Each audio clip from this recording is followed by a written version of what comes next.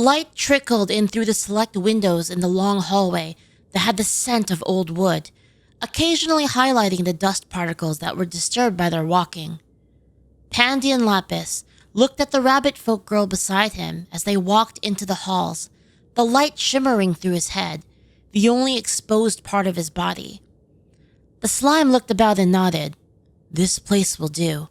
It doesn't seem like a place where representatives of each nation would meet for official work, but if this is related to the Divine War, it must be important.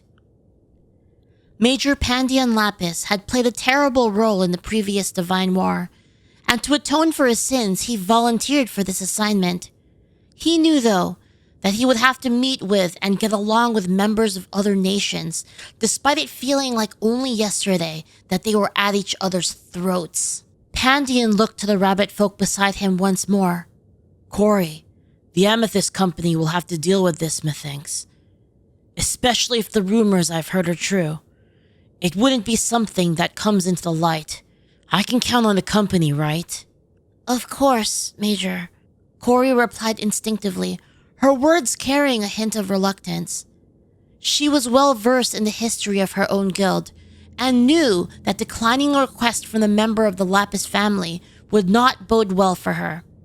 The Amethyst Company has been founded for situations like the one Pandian was referring to, multi-nation meetings where the power struggles of the Northy elite couldn't sway the outcome.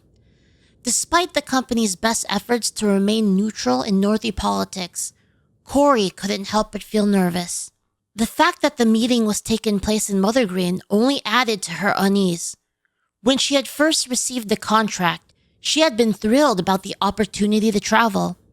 A guild mission outside of Northy, tailored to her skill set, seemed like a dream come true. But now with the knowledge that it was related to the Divine War, her excitement had waned. Perhaps it had been too good to be true after all. May I ask what rumors you've heard, Major? Corey inquired, her curiosity piqued. Pandian pondered a bit, turning to Corey. Well, apparently. He was interrupted before he could finish. As the two continued to walk, they would cross paths with two others on the turn into the next hallway. One of the steps was heavy and deliberate sounding, and the other like a series of soft feathers. As they came into view, Corey could see a woman clad in armor plates from the waist up.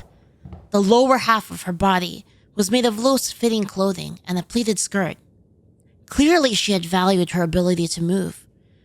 She had long, straight, jet black hair, and her eyes were both terrifying and beautiful. The woman tilted her head as she walked by, looking at Pandian.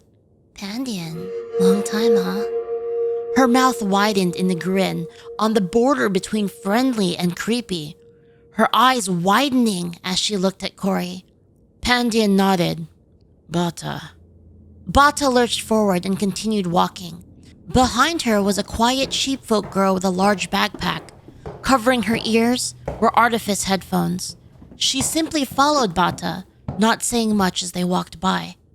Corey fought to control her reactions and couldn't stop herself from reaching up to fidget with her braid. Something about that woman they had just encountered had left her feeling uneasy. She didn't dare to turn around to keep an eye on the woman, but her ears twitched, alert to the woman's presence, even as she and Pandian turned the corner. Who was that? No, never mind. Corey shook her head, trying to push the thoughts away. What were you saying, Major? Pandian cast a glance at Corey, noticing her distress before swallowing hard. Let's hurry. At this pace, we'll be the last to arrive. He fidgeted with his sleeves, his calm and confident demeanor returning as he continued down the hallway. Meanwhile, across the building, the sound of a fan snapping closed echoed down the hallway. Shannon, a member of Mother Green's Angel Sword Guild, used the fan to wipe the sweat from her brow as she walked beside her companion, the knight Kane. Kane, it's winter. Why is it so hot in here? She asked, frustration evident in her voice. They had been to the old and abandoned Merchants Guild Hall several times before, and its age and stuffiness remained unchanged. Shannon and Kane were members of the Angel Sword Guild, a band of misfit adventurers who had helped with the restoration of Mother Green. Shannon was a rising star known for her sharp and cunning tactics. Kane adjusted his armor, which was still new and needed breaking in. The unseasonable warmth was making him uncomfortable, as he was not yet used to the weather in the south. I haven't been in Mother Green for long, Miss Shannon, so I'm not yet acclimated to this weather. It feels warm even during the winter, but it's still better in the summer. At least you don't have to wear full armor like I do, he said, wiping the sweat from his brow. On days like this, I question my chosen path. He breathed out the sweat on his mustache. These old buildings probably held more heat when they were built, or at least some mechanism allowed for more tolerable temperatures. I can only imagine how stuffy it must have been when this place was bustling. He wrinkled his nose at the thought. Shannon's mouth twisted in a cringe as she looked over at Kane. Geez, Miss Shannon? You really do sound like Horace. The two kept walking down the hallway, encountering another group of 3 that were about to enter their destination. Shannon waved. Hey! Wave up, Arielle. The female of the high-faced set's ears perked up as she turned to the voice, her dark blue cloak fluttering in a truly faced-out flourish. Oh, Shannon, they sent you, huh? How's my sister, Princess doing? She isn't causing you guys too much trouble at the guild, is she? Shannon raised her hand and pondered lying before sighing. Yeah, she's causing a lot of trouble. She buried her face in her palm. The odd one in the group from Easter was a catfolk who wore the same cloak as Arielle, adorned with a metal emblem of a rose and thorns. The token signified that they were both members of Sylvan's elite Royal Thorns, the soldiers in the direct order of Queen Rudabelle. The catfolk burst into laughter. That sounds like good old Princess Ellie. She folded her arms across her chest, allowing the sleeves of her signature black dress to fall down slightly. At her back were 8 nimble and ornate swords. Arielle introduced the last member of the 3. Shannon, this is Hirgen of the Ironwillow clan. I hear there's a big mission brewing, and he'll probably be the one to do it so we can report back to the queen. Right, Vivia? The catfolk nodded and nudged Hirgen before winking to Shannon. Oh, he's single, by the way. Shannon glared at Vivia, who was clearly teasing her. Vivia smiled wryly at Shannon before turning to Hirgen. This is Shannon. She's a member of the Angel Sword Guild who is taking care of the princess. And Air's other sister. Shannon smiled. One is a big help and the other a big trouble. This is Kane. He's reliable and I guarantee it. Kane looked a bit taken aback by Shannon's reprimand, but quickly regained his composure. Apologies, he said with a sheepish grin. Breaking old habits of formality can be hard, especially when I'm reminded of the Sisterhood's strict rules. But I'm making progress, I swear. He nodded respectfully to the group and listened intently as the introductions were made. Shannon introduced him, and Kane greeted everyone with a friendly smile and raised hand. Thanks, Shannon, he said, laughing heartily. My aim is to live up to your kind words. Kane Ayers, at your service. He tapped his chest armor in a polite greeting. Jurgen's demeanor barely faltered when the catfolk jostled him. Sorry, I've been so focused on adventuring that I haven't had time for courting, he said, returning to his serious expression. Still, it's good to hear that the princess is making her mark in her own way. I'm here to serve, Shannon. Meanwhile, down the hallway, Arielle raised a hand to her chest and gave a slight but elegant bow. Shannon nodded her head to Jurgen. It seemed as if she were about to speak when it seemed like the air changed to a deep stillness. The warrior clad in furs with a large club on her back walked down the hallway towards the group, her hair dramatically swishing behind her with every step.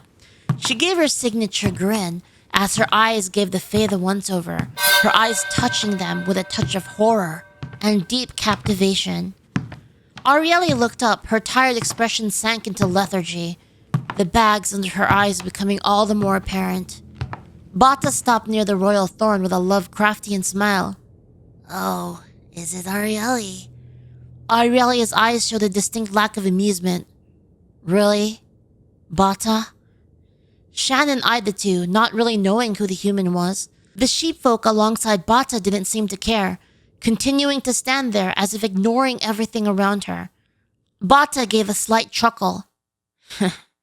before opening the door and heading into the meeting room. As the group fell in and everyone took their seats, a high-ranking member of the Merchants Guild, as well as the bishop of the Westrian Church of Light, sat at the head of the table. The room was an old dusty conference room dominated by a long wooden table. Adorning the table were various maps, parchments, and documents.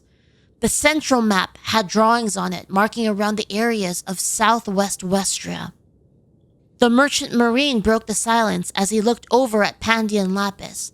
The slime nodded and took a scroll from his bag that was sealed with wax and the royal emblem of Queen Renia Runeleon of Northie. He opened it with a popping sound. Pandian spoke.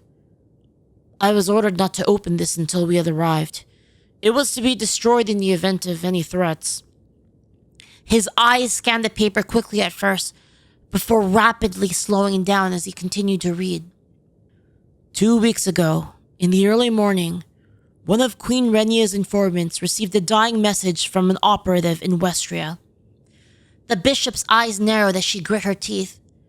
Northie's sending spies into our territory, an infraction of our treaty. Pandian raised an eyebrow at the bishop.